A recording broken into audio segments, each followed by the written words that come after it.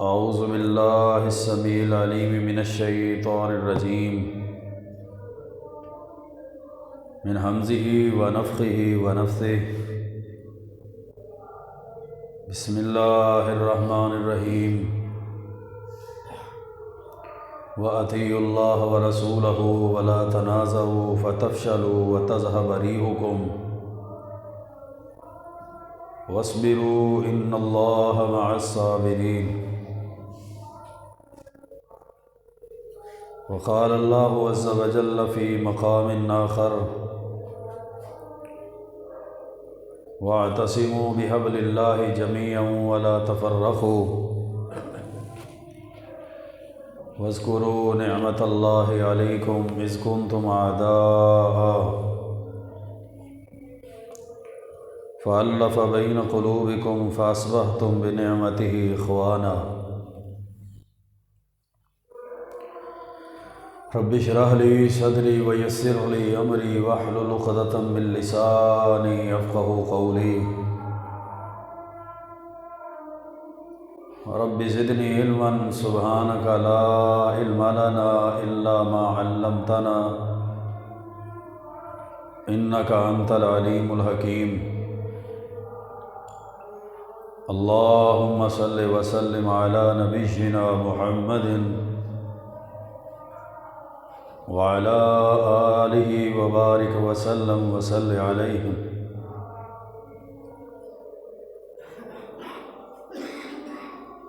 یہ اللہ تعالیٰ کا فضل اور احسان ہے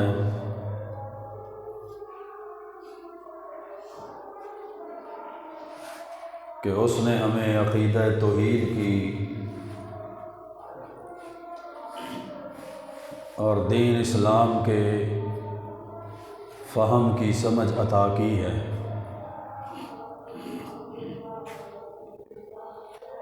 اور اس نے ہمارا ایک کلمہ بنایا ہے، ہمیں ایمان اور اسلام کی نعمت اس کے ساتھ دنیا کی بے شمار نعمتیں بھی عطا کی ہیں، اور شریعت مطہرہ کے اندر ہمیں اسلامی اخوت اور بھائی چارے کا اور صلہ رحمی کا حکم دیا ہے۔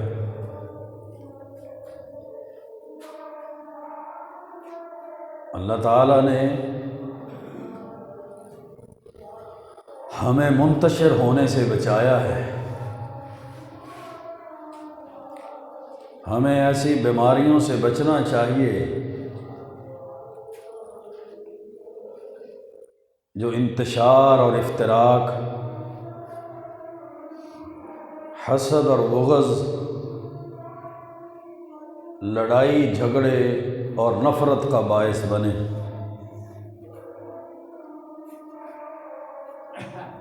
اللہ رب العزت نے قرآن حکیم کے اندر سابقہ امتوں کا بھی تذکرہ فرمایا ہے، اور ان کے اندر پائی جانے والی بیماریوں اور نافرمانیوں کا بھی ذکر کیا ہے۔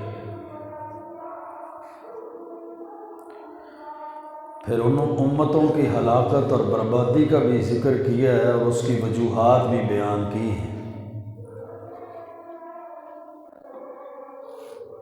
قرآن مجید کے اندر پچھلی امتوں کا تذکرہ،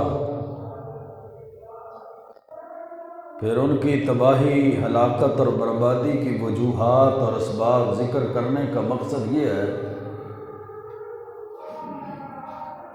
کہ یہ امت سابقہ امتوں کی بیماری سے، سابقہ امتوں کی بیماریوں سے بچ جائے، اور جب یہ سابقہ امتوں کی بیماریوں سے بچ جائے گی، ان نافرمانیوں اور گناہوں سے اجتناب کرے گی، تو پھر یہ ہلاکت اور بربادی سے بھی بچ جائے گا۔ لیکن آج جب ہم قرآن و سنت کی تعلیمات ہونے کے باوجود ہم دیکھتے ہیں کہ پہلی امتوں کی بیماریاں اس امت کے اندر سرایت کر چکی ہیں، اور ہم بھی انہی بیماریوں کا شکار ہو چکے ہیں جن بیماریوں کا شکار سابقہ امتیں ہوئی تھیں۔ باہمی اختلافات، فرقہ واریت اور تقلید پرستی کی بھیڑ یہ امت چڑھ چکی ہے۔ جو شخص بیمار ہو وہ اپنی صحت یابی کے لیے ہر ممکن کوشش کرتا ہے، لیکن جب امت بیمار ہو جائے تو اس کی تندرستی کے لیے کون کوشش کرے گا؟ میرے بھائیوں، بیماری جس قدر بڑی ہوگی اس کا علاج بھی اتنا ہی ضروری اور اہم ہے، اور اس کا علاج بھی فوری چاہیے۔ تو یہ بڑی بڑی بیماریاں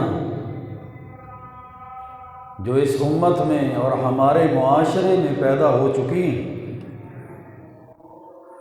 جو اس امت اور معاشرے کو تباہی اور بربادی کی طرف لے کر جا رہی ہیں، یہ بیماریاں، یہ معصیات اور نافرمانی اتنی بڑی ہیں کہ امت کی تباہی، ہلاکت اور بربادی کا سبب بن سکتی ہے۔ اللہ رب العزت نے یہودیوں اور عیسائیوں کا قرآن میں تذکرہ کیا، وہ فرقہ واریت اور گروہ بندیوں کا شکار ہو گئے، اور کیا کہتے تھے؟ سورۃ بقرہ میں اللہ رب العزت نے ارشاد فرمایا، وقالت اليہود لیست النصارى على شیء وقالت النصارى لیست اليہود ولا شیء۔ یہودی کہتے تھے کہ عیسائی کچھ بھی نہیں ہیں، کسی چیز اور کسی حق پر نہیں، اور عیسائی کہتے تھے یہودی کسی چیز پر نہیں ہے، یہودی حق پر نہیں۔ وَهُمْ يَتْلُونَ الْكِتَابَ، حالانکہ وہ اللہ کی کتاب کی تلاوت کرتے تھے۔ تورات، انجیل اور زبور کی تلاوتوں کے باوجود، ان کے پاس شریعت کے ہونے کے باوجود، آسمانی کتابوں کی موجودگی کے باوجود بھی وہ فرقہ واریت اور گروہوں کا، جماعتوں کا شکار ہو گئے۔ اور آج امت مسلمہ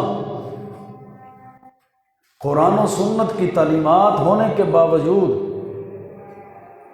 ساری کتابوں کی سردار کتاب قرآن کریم کی موجودگی میں، سارے انبیاء اور رسولوں کے سردار پیغمبر، فرشتوں کے تاجدار اور نبیوں کے امام پیغمبر حضرت محمد الرسول اللہ صلی اللہ علیہ وآلہ وسلم کی حدیث ہونے کے باوجود، آپ کی تعلیمات ہونے کے باوجود، یہ امت مختلف گروہوں میں، مختلف جماعتوں میں اور فرقوں میں بٹ چکی۔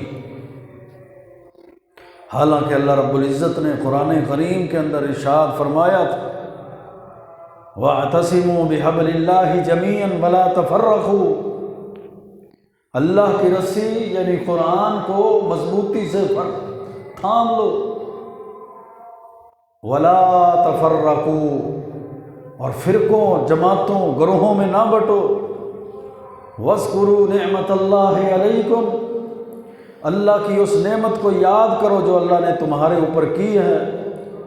اذ کنتم اعداء، جب تم آپس میں دشمن تھے، فألف بین قلوبکم، اللہ نے تمہارے دلوں میں الفت اور محبت کو ڈال دی، فأصبحتم بنعمتہ اخوانا، پھر اللہ کی نعمت سے تم بھائی بھائی بن گئے۔ وہ نعمت شریعت کی نعمت ہے میرے بھائیوں، وہ نعمت اسلام اور قرآن کی نعمت ہے، دین کی نعمت ہے۔ اللہ رب العزت نے اس نعمت کے ذریعے سے مسلمانوں کو آپس میں بھائی بھائی بنایا تھا، اور حکم دیا تھا کہ قرآن کو مضبوطی سے تھامے رکھو، اس پلیٹ فارم پہ جمع رہو، اکٹھے رہو، ولا تفرقوا، آپس میں گروہوں میں، فرقوں میں، جماعتوں میں نہ بٹو۔ لیکن آج امت یہود و نصارہ کے نقش قدم پر چلتی ہوئی فرقوں، جماعتوں اور گروہوں میں بٹ چکی ہے۔ سابقہ امتوں کی یہ بیماری اس امت میں داخل ہو چکی ہے اور سرایت کر چکی ہے۔ حالانکہ پیارے پیغمبر علیہ الصلوۃ والسلام کی حدیث ہے جامع ترمذی کے اندر، تفترق امتی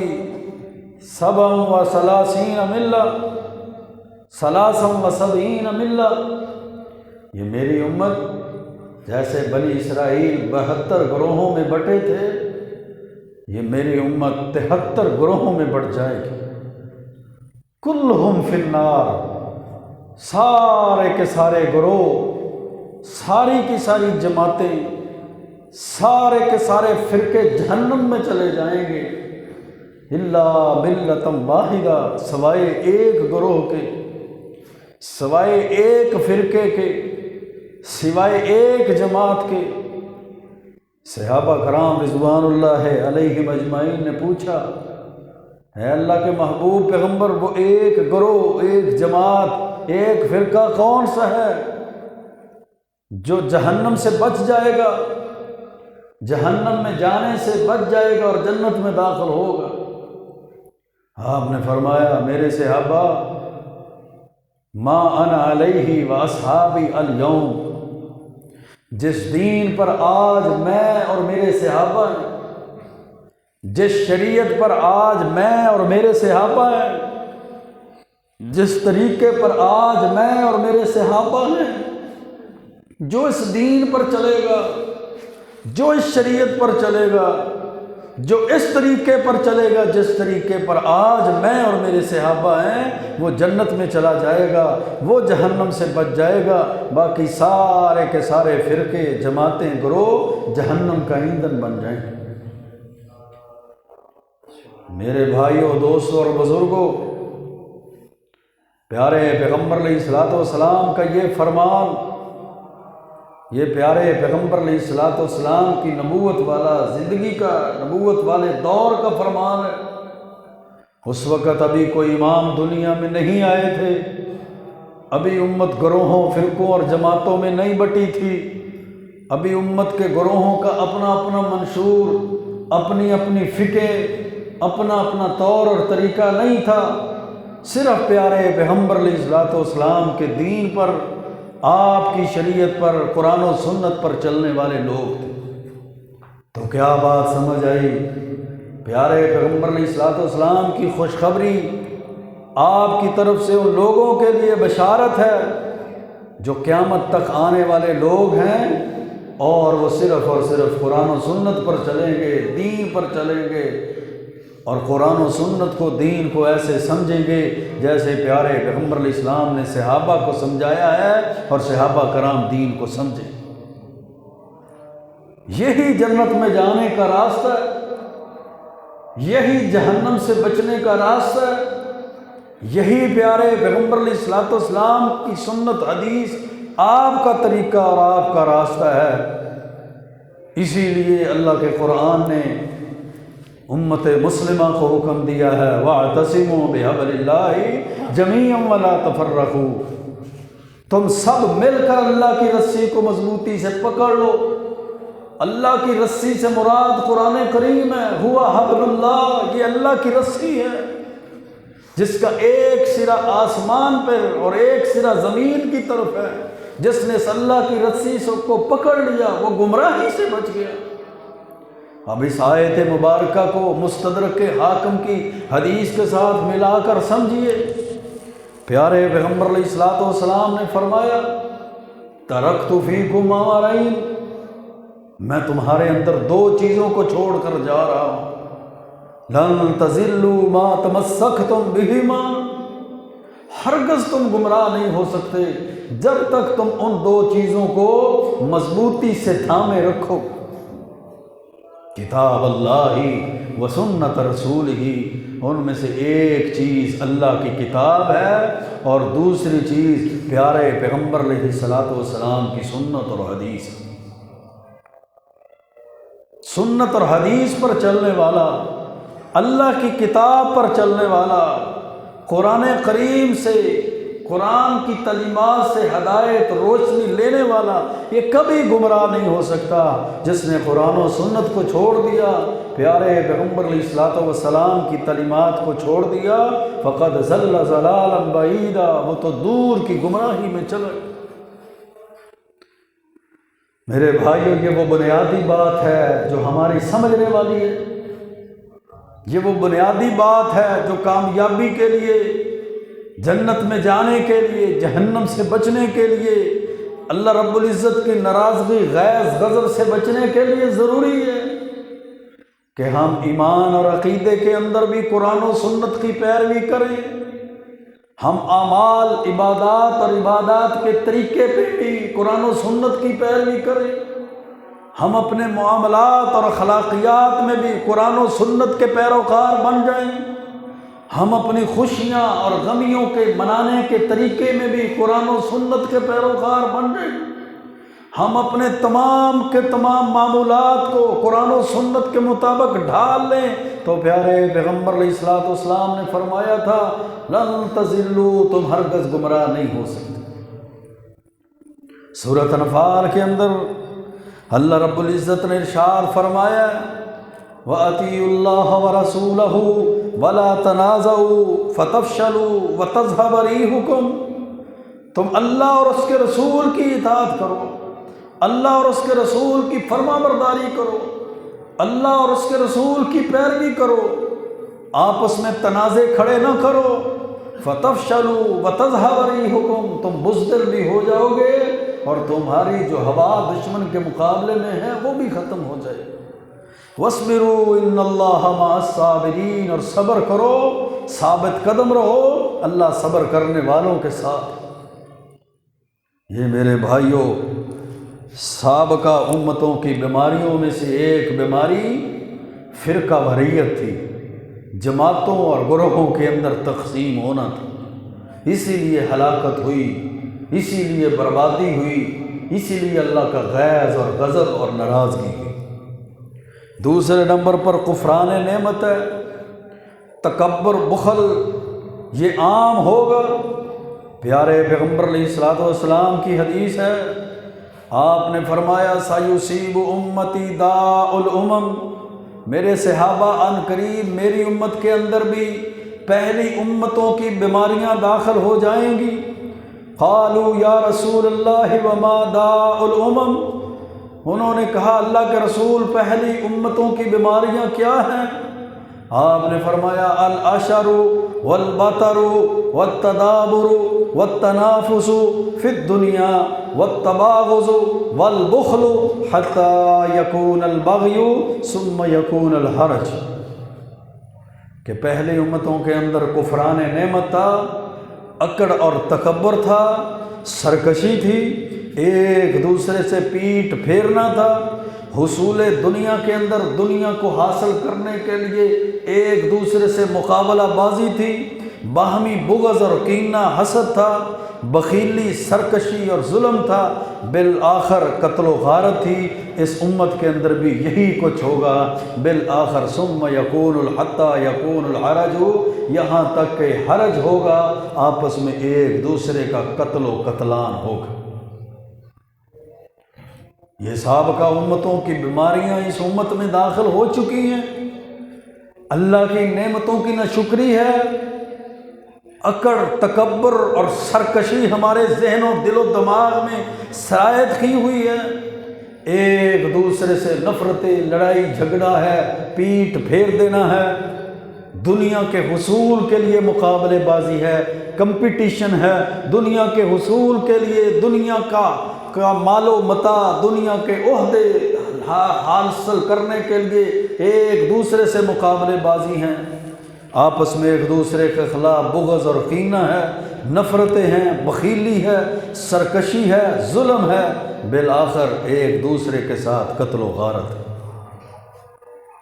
حضرت زبیر بن عوام رضی اللہ تعالیٰ عنہ راوی حدیث ہیں، فرماتے ہیں کہ پیارے پیغمبر علیہ الصلوۃ والسلام نے فرمایا دب الیکم داء الامم، تمہارے اندر سابقہ امتوں کی بیماریاں سرایت کر جائیں گی، جو بیماریاں پچھلی امتوں میں تھیں وہ تمہارے اندر بھی پیدا ہو جائیں گی۔ الحسد والبغضاء ہی الحالکہ، وہ حسد ہے اور بغض ہے، اور حسد اور بغض ایسی بیماری ہے جو موڑ دینے والی ہے۔ لا اقول تحلق الشعر، میں یہ نہیں کہتا کہ وہ بالوں کو موڑ دیتی ہے، ولیکن تحلق الدین، لیکن حسد اور بغض تو ایسی بیماری ہے جو انسان کے دین کو موڑ دیتی ہے، انسان کے دین کو ختم کر دیتی ہے۔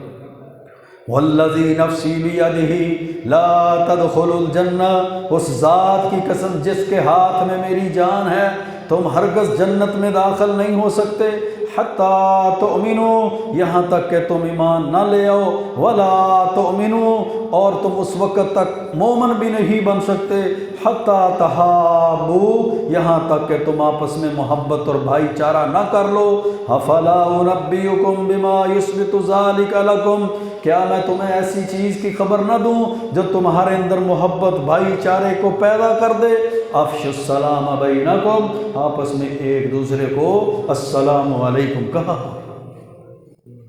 جب تم ایک دوسرے کو السلام علیکم کہو گے، تمہارے دلوں کے اندر محبت پیدا ہوگی، تمہارے دلوں میں بھائی چارہ پیدا ہو جائے گا، تمہارے دلوں سے کینہ، بغض، حسد اور نفرتیں نکل جائیں گی، وہاں محبتیں پیدا ہو جائیں گی، اور جب تم آپس میں محبت اور بھائی چارہ پیدا کرو گے تو تمہارے اندر ایمان کی دولت پیدا ہو جائے گی، اور جب تمہارے اندر ایمان پیدا ہوگا تو پھر اللہ تعالیٰ کی تم جنتوں میں داخل ہو جاؤ۔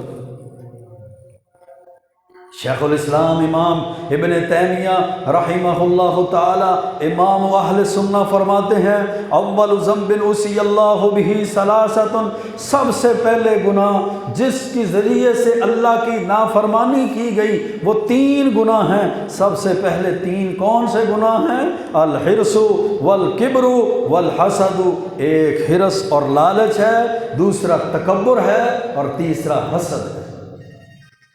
کہ جب انسان کے دل کے اندر حرص اور لالچ پیدا ہو جاتا ہے، جب انسان کے دل کے اندر کبر اور تکبر، اکڑ پیدا ہو جاتی ہے، جب انسان کے اندر حسد اور بغض آ جاتا ہے، یہ ایسے گناہ ہیں جو اللہ کی نافرمانیوں کا سبب بنتے ہیں۔ آج بہت سے گناہ حرص کی وجہ سے کیے جاتے ہیں، لوگوں کے مال کو، لوگوں کی زمینوں کو ہڑپ کرنا ہے حرص کی وجہ سے، قتل و قتلان تک نوبت پہنچتی ہے حرص اور لالچ کی وجہ سے، کبر اور تکبر کی وجہ سے نافرمانیاں،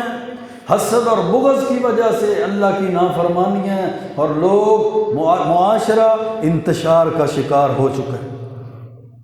اور میرے بھائیوں، یہ تو ایسی بیماریاں ہیں جس سے پناہ طلب کی گئی ہے، جس طرح جامع ترمذی کے اندر اور ابو داود میں حدیث ہے، پیارے پیغمبر علیہ السلام دعا کیا کرتے اللہم انی اعوذ بک من منکرات الاخلاق، اے اللہ برے اخلاق سے میں تیری پناہ میں آتا ہوں، برے رویے سے، برے لین دین سے، برے بول چال سے، برے معاملات سے میں تیری پناہ میں آتا ہوں، والاعمال، اور برے اعمال سے تیری پناہ میں آتا ہوں، والاہواء، اور خواہشات کی پیروی کرنے سے تیری پناہ میں آتا ہوں۔ اور ابو داود میں حدیث ہے اللہم انی اعوذ بک من الہم والحزن، اے اللہ غم سے اور پریشانی سے دکھ سے تیری پناہ میں آتا ہوں، واعوذ بک من العجز والکسل، سستی اور عاجزی سے تیری پناہ میں آتا ہوں، واعوذ بک من الجبن والبخل، اور بزدلی اور بخیلی سے تیری پناہ میں آتا ہوں، واعوذ بک من غلبۃ الدین، قرض کے غلبے سے تیری پناہ میں آتا ہوں کہ میں قرض کے ملبے تلے دبا رہوں، میرے اوپر قرضہ چڑھا رہے، اس بات سے بھی تیری پناہ میں آتا ہوں، وقہر الرجال، اور لوگوں کی ناراضگی، غیظ، غضب اور غصے سے بھی تیری پناہ میں آتا ہوں۔ میرے بھائیو، خواہشات کی غلامی یہ تو ہلاکت کا ذریعہ ہے کہ جب ہم اپنے دین میں اپنی خواہشات کی پیروی کرتے ہیں، اپنی خوشیوں میں اپنی خواہشات کی پیروی کرتے ہیں، اپنے غموں کے ایام میں اپنی خواہشات کی پیروی کرتے ہیں، جب اللہ تعالیٰ کی طرف سے نعمتوں کا نزول ہوتا ہے ہم خواہشوں کے پیچھے چل پڑتے ہیں، جب اللہ رب العزت کی طرف سے ہمارا امتحان، ابتلا اور آزمائش کا وقت ہوتا ہے ہم اپنی خواہشات کے پیچھے چل پڑتے ہیں۔ خواہشات کی غلامی یہ ہلاکت کا ذریعہ ہے۔ سنن نبی داود کے اندر پیارے پیغمبر علیہ السلام کی حدیث ہے، اِنَّهُ سَيَخْرُجُ مِنْ أُمَّتِي أَقْوَامٌ تَجَارَى بِهِمْ تِلْكَ الْأَهْوَاءُ كَمَا يَتَجَارَى الْكَلْبُ لِصَاحِبِهِ، کہ میری امت میں کچھ لوگ ایسے ہوں گے جن کے اندر ان کی خواہشات ایسے سرایت کر جائیں گی، وہ خواہشوں کی پوجا ایسے کریں گے، خواہش پرستی ایسے کریں گے، خواہشات کے پیچھے ایسے چلیں گے جیسے باولے کتے کے اندر وہ جناب جراثیم پیدا ہو جاتے ہیں، کسی کتے کے اندر باولا پن ظاہر ہو جاتا ہے، حتیٰ کہ اس کا سارے کا سارا جسم اس بیماری میں مبتلا ہو جاتا ہے۔ اتنی بری مثال دی گئی ہے اس شخص کے لیے جو دین کو چھوڑتا ہے اپنی خواہش کے لیے، جو قرآن کو چھوڑتا ہے اپنی خواہش کے لیے، جو حدیث کو چھوڑتا ہے اپنی خواہش کے لیے، جو خوشیوں اور غمیوں میں قرآن و سنت کو پسے پشت ڈالتا ہے اپنی خواہش کے لیے۔ اللہ کے قرآن نے کہا تھا افرأیت من اتخذ الہہ ہواہ، اے محبوب پیغمبر کہ آپ نے ایسے شخص کو دیکھا ہے جس نے اپنی خواہشات کو اپنا معبود بنایا، جو تو اپنی خواہشوں کا پجاری ہے، سود کھاتا ہے، رشوتیں لیتا ہے، دو نمبری کرتا ہے، دھوکے دیتا ہے، مسلمانوں پہ ظلم کرتا ہے، بھائیوں کا حق کھا جاتا ہے، بہنوں کی جائیداد کھا جاتا ہے، وہ پڑوسیوں پہ ظلم کرتا ہے، وہ اپنے آپ کو بڑا سمجھتا ہے۔ کس لیے؟ افرأیت من اتخذ الہہ ہواہ، کہ اس شخص نے تو اپنی خواہشات کو اپنا معبود بنایا۔ میرے بھائیو، شریعت نے مسلمان کو کسی بھی معاملے میں تنہا نہیں چھوڑا۔ کس کو گھاٹا پڑ گیا ہے تو شریعت کہتی ہے میں تیری رہنمائی نہیں کر سکتی۔ ایسا نہیں ہے کہ اس کو جناب اس پر نعمتوں کا نزول ہے، اس کو مال و دولت کی فراوانی ہو تو شریعت کہے اس کی رہنمائی نہیں کی جا سکتی۔ خوشی میں بھی، غموں میں بھی، نعمتوں کے آسودہ حالت میں بھی، اور غم، پریشانی، دکھ، تکلیف میں بھی شریعت نے ہر معاملے میں انسان اور مسلمان کی رہنمائی کی۔ تو یہ شریعت کی رہنمائی کو ترک کرتا ہے، پسے پشت ڈالتا ہے۔ کیوں ڈالتا ہے؟ اپنی خواہشات کے لیے ڈالتا ہے۔ میرے بیٹے کی شادی ہے، میں ایسا کیوں نہ کروں، میں شریکوں کا منہ کیوں نہ کالا کروں، میں شریکوں کے دلوں کو کیوں نہ جلاؤں، پورا پتہ چلے شریکوں کو کہ فلاں کے بیٹے کی شادی ہے، وہاں ہم پیارے پیغمبر کی سنتوں کو رونق دیتے ہیں، اللہ اور اس کے رسول کی تعلیمات کو رونق دیتے ہیں، وہاں ہم پسے پشت ڈال دیتے ہیں، اور ہم سمجھتے ہیں کہ دیکھو ہمارا پوری برادری، قوم اور قبیلے میں پہلا نمبر ہے، ہم نے سب سے زیادہ یہ عمل کام کیے۔ جب اللہ غموں کے اندر مبتلا کرتا ہے پھر ہمارے یہ فرسودہ رسم و رواج ہیں، یہ فرسودہ نظام ہے، وہ قرضے میں ڈوب چکا ہے، وہ بیماریوں کا شکار ہو کر علاج کی صورت میں لاکھوں کروڑوں روپے لگا چکا ہے۔ ہمارے فرسودہ نظام ہے، نہیں جی اب یہ بھی رسم ہوگی، اب جنازے کے بعد ایسا ہوگا، تیسرے دن ایسا ہوگا، ساتویں دن ایسا ہوگا۔ وہ یتیموں کا مال، پوری برادری، ہمارے رہنما، ہمارے مولوی، وہ یتیموں اور مسکینوں کا مال ہڑپ کھانے کے لیے پوری طرح تیار ہو جاتے۔ افرأیت من اتخذ الہہ ہواہ، اللہ رب العزت نے فرمایا تھا اے پیغمبر آپ نے اس شخص کو نہیں دیکھا جس نے اپنی خواہشات کو اپنا معبود بنایا ہوا ہے، خواہشات کا غلام بنا ہوا ہے، خواہش پرستی کے اندر پڑا ہوا ہے، شریعت کو چھوڑ دیتا ہے، قرآن کریم کی تعلیمات کو چھوڑ دیتا ہے، پیارے پیغمبر کی سنت اور حدیث کو چھوڑ دیتا ہے، صحابہ کرام کے راستے اور طریقے کو چھوڑ دیتا ہے، وہ اللہ کے نازل کردہ دین کو چھوڑ دیتا ہے۔ کس لیے؟ صرف اپنی خواہش کے۔ اللہ کے قرآن نے میرے بھائیوں کیا کہا؟ یہ خواہشات کی غلامی انسان کی ہلاکت کا ذریعہ بنتی۔ پھر سابقہ امتوں کی بیماریوں کا تذکرہ کرتے ہوئے پیارے پیغمبر علیہ السلام نے فرمایا تھا کہ دنیاوی مال اور دنیاوی عزت کی خاطر یہ ایک دوسرے کا مقابلہ کریں گے، دنیا کے حصول کے لیے ایک دوسرے کے ساتھ مقابلہ بازی ہوگی۔ اور سورۃ بقرہ کے اندر اللہ رب العزت ارشاد فرماتے ہیں ان الذین یکتمون ما انزل اللہ من الکتاب ویشترون بہ ثمنا قلیلا، بے شک وہ لوگ جو اللہ کی نازل کردہ شریعت احکامات کو چھپا لیتے ہیں اور اللہ کی شریعت کو، اللہ کے دین کو تھوڑی قیمت میں بیچ دیتے ہیں۔ اولئک ما یاکلون فی بطونہم الا النار، یہ ایسے لوگ ہیں جو غلط فتوے دینے کی وجہ سے، شریعت کے احکامات اور تعلیمات تبدیل کرنے کی وجہ سے، دنیا کے چند ٹکوں کی خاطر، دنیا کے مال و متاع کی خاطر، دنیا کی جھوٹی عزت کی خاطر، مسجدوں کی انتظامیہ اور مدارس کی انتظامیہ کی خاطر، کسی چودھری کی چودراہٹ کی خاطر مسئلے کو تبدیل کر دیتے ہیں۔ اولئک ما یاکلون فی بطونہم الا النار، یہی وہ لوگ ہیں جو اپنے پیٹوں میں جہنم کی آگ کو بھر رہے ہیں۔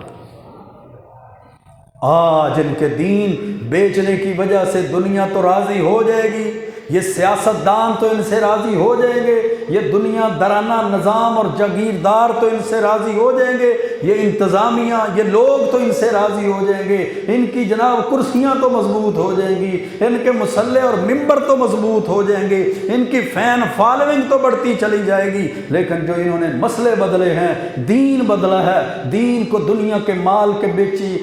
کے بدلے میں بیچا ہے، اللہ کا قرآن کہتا ہے انہوں نے اس وجہ سے اپنے پیٹوں میں جہنم کی آگ کو بھر لیا۔ وَلَا يُكَلِّمُهُمُ اللَّهُ يَوْمَ الْقِيَامَةِ، ایسے بدبخت لوگوں سے قیامت کے دن اللہ کلام بھی نہیں کرے گا، کلام کرنا بھی اللہ پسند نہیں کرے گا۔ وَلَا يُزَكِّيهِمْ، ان لوگوں کو اللہ گناہوں سے پاک بھی نہیں کرے گا۔ وَلَهُمْ عَذَابٌ عَلِيمٌ، اور ان کے لیے دردناک عذاب۔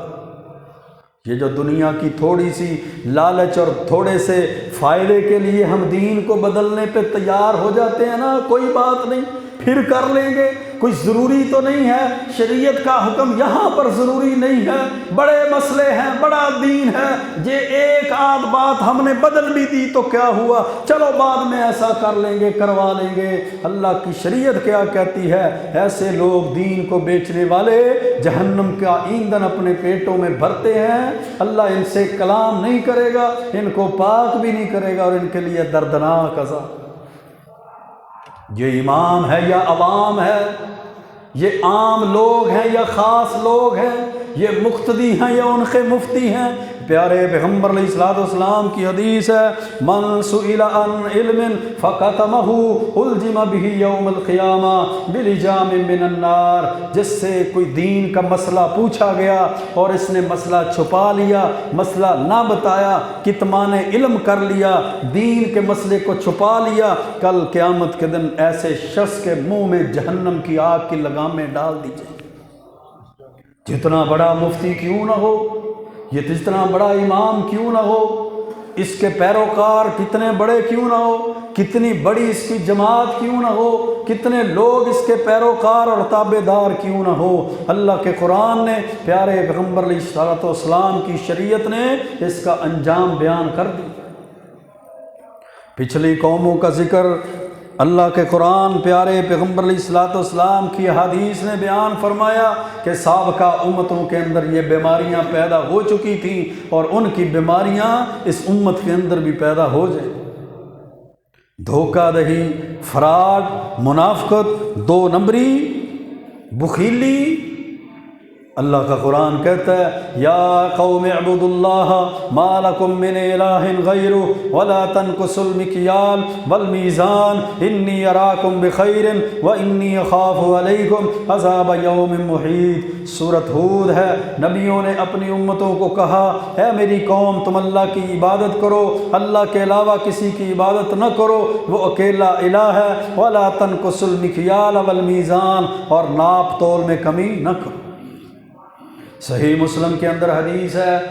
حضرت ابو مالک اشعری راوی حدیث فرماتے ہیں رسول اللہ صلی اللہ علیہ وسلم نے فرمایا اربع فی امتی من امر الجاہلیہ، میری امت کے اندر 4 کام جاہلیت کے امور میں سے باقی رہیں گے، لا یترکونہن، میری امت ان 4 کاموں کو، 4 برائیوں کو، 4 خامیوں کو کبھی نہیں چھوڑے گی۔ پہلی خامی الفخر فی الاحساب، اپنے حسب و نسب پر فخر کرنا، والطعن فی الانساب، اور دوسرے کے خاندان پر، دوسرے کے نسب پر تان ملامت کرنا، والاستسقاء بالنجوم، اور ستاروں کے ذریعے سے بارش کو طلب کرنا، والنیاحۃ، غم کے وقت نوحہ کرنا، بین کرنا، مراسی پڑا کرنا، ایسی آوازیں جاہلیت کی اپنی زبان سے نکالنا جو جاہلیت کے قول اور اقوال میں سے۔ پھر پیارے پیغمبر علیہ الصلوۃ والسلام نے فرمایا، صحیح مسلم کی حدیث ہے، النائحۃ اذا لم تتب قبل موتها تقام یوم القیامہ، نوحہ کرنے والی عورت، یہ بین کرنے والی عورت اگر اپنے مرنے سے پہلے توبہ نہیں کرتی تو قیامت کے دن اس کو اس حالت میں کھڑا کیا جائے گا کہ اس کے اوپر علیہا سربال من قطران ودرع من جرب، اس کو تارکول کا لباس پہنایا جائے گا اور اس کے اوپر خارش کی قمیص ہوگی۔ یہ عذاب اس کو بین کرنے کی وجہ سے، یہ عذاب اس کو نوحہ کرنے کی وجہ سے ہوگا۔ پھر پیارے پیغمبر علیہ السلام کی صحیح مسلم اور صحیح بخاری کے اندر حدیث ہے، پیارے پیغمبر علیہ السلام نے فرمایا لِكُلِّ غَادِرٍ لِوَاءٌ یوم القیامہ، ہر غادر دھوکے باز کے لیے، 2 نمبر آدمی کے لیے، امت کو دھوکہ دینے والے کے لیے قیامت کے دن ایک جھنڈا ہوگا، ینصب، وہ گاڑ دیا جائے گا، یرا یوم القیامہ، وہ جھنڈا دکھایا جائے گا، یعرف بہ، تاکہ سارے لوگ دیکھ لیں یہ دھوکے باز تھا، 2 نمبری کرنے والا تھا۔ اور دوسری روایت میں الفاظ ہیں اذا جمع اللہ الاولین والآخرین یوم القیامہ، جب اللہ تعالیٰ پہلے لوگوں کو بھی جمع کرے گا، بعد میں آنے والے لوگوں کو بھی جمع کرے گا، یرفع لکل غادر لواء، تو ہر بندے کے لیے جو دھوکہ دینے والا تھا، وہ حاکم ہو یا محکوم ہو، وہ حکمران ہو یا رعایا ہو، ہر بندے کے لیے جو دھوکے باز ہوگا اس کے لیے ایک جھنڈا ہوگا جو اس کی پشت میں گاڑ دیا جائے۔ سارے انسانوں کو، سارے فرشتوں کو، سارے جنات کو، پوری انسانیت کو پتہ چلے گا یہ بندہ امت کے ساتھ دھوکہ کرنے والا تھا۔ آج ہم اپنے اعمال کا جائزہ لیں، ہم دکاندار ہیں تب بھی، ہم کاروباری ہیں تب بھی، ہم بزنس مین ہیں تب بھی، ہم دیندار ہیں تب بھی، ہم دنیا دار ہیں تب بھی، ہم جس مکتب فکر سے تعلق رکھتے ہیں یا جس بھی زندگی کے شعبہ سے تعلق رکھتے ہیں، کیا ہمارے اندر یہ خامی موجود تو نہیں؟ اگر ہم دھوکہ دینے والے ہیں، فراڈ کرنے والے ہیں، 2 نمبری کرنے والے ہیں، تو اس کا عبرتناک انجام شریعت نے بیان کر دیا ہے۔ بلکہ ایک حدیث جو صحیح سنن ابی داؤد کے اندر ہے، اس میں تو مومن اور منافق میں فرق بیان کر دیا۔ پیارے پیغمبر علیہ السلام کی حدیث ہے المؤمن غر کریم والفاجر خب لئیم، کہ مومن بھولا بھالا ہوتا ہے، کھرا ہوتا ہے، مومن بندہ کھرا ہوتا ہے، کریم سخی ہوتا ہے اور عزت دار ہوتا ہے، والفاجر خب لئیم، فاجر اور منافق شخص فریبی ہوتا ہے، دھوکے باز ہوتا ہے، بخیل اور بے شرم ہوتا ہے۔ اگر بخیلی، بے شرمی، دھوکے بازی اور فریبی یہ انسان کے جناب علی یہ انسان کی کامیابی کی گارنٹیاں ہیں۔ یہ انسان سمجھتا ہے اس کے ذریعے سے میرا کاروبار بڑا بڑھتا ہے، اس کے ذریعے سے میں معاشرے کے اندر اپنا نام پیدا کر چکا ہوں، اپنا سٹیٹس اور مقام مرتبہ بنا چکا ہوں، تو پھر سمجھ لے اس کے اندر مسلمان اور مومن والی علامتیں نہیں ہیں، اس کے اندر تو فاجر اور منافق شخص کی علامتیں موجود ہیں۔ اس لیے میرے بھائیوں، شریعت نے قرآن کریم کے اندر پیارے پیغمبر علیہ الصلوۃ والسلام نے احادیث مبارکہ کے اندر سابقہ امتوں کی بیماریوں کا تذکرہ کیا اور اس امت کو آگاہ اور متنبہ کیا کہ اس امت کے اندر اگر ایسی بیماریاں آ جائیں گی تو سابقہ امتیں بھی ہلاک اور برباد ہوئی، یہ امت بھی ہلاک اور برباد ہو جائے گی۔ مسلمان اور مومن کی ہر وقت یہ کوشش اور کاوش رہنی چاہیے اس کی زندگی قرآن و سنت کے مطابق گزرے، قرآن و سنت کی تعلیمات کی پیروی میں گزرے۔ یقیناً وہ شخص کامیاب ہے جو اس حالت میں دنیا سے گیا کہ اس کی زندگی قرآن و سنت کی تعلیمات پہ گزری تھی، اللہ اور اس کے رسول کی اطاعت اور پیروی میں گزری تھی۔ اللہ سے دعا ہے اللہ ہمیں صحیح معنوں میں قرآن و سنت کا پیروکار بنائے، پیارے پیغمبر علیہ الصلوۃ والسلام کا سچا تابعدار اور فرما بردار بنائے۔ وأقول قولي هذا أستغفر الله لي ولكم ولسائر المسلمين۔